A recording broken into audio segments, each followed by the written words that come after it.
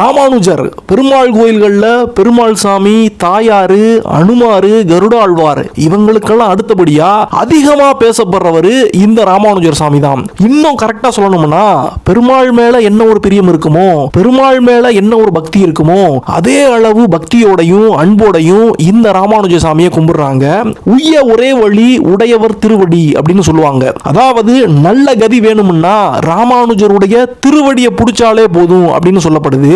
இந்த அளவுக்கு பெருமையோடு சொல்லப்படக்கூடிய இந்த சாமி அவர் வாழ்ந்த காலம் என்ன அப்படின்னு சொல்லி பார்த்தோம்னா வெறும் 1000 வருஷங்களுக்கு முன்னாலதான் நம்மளோட மனுஷரா இவர் வாழ்ந்து போயிருக்காரு.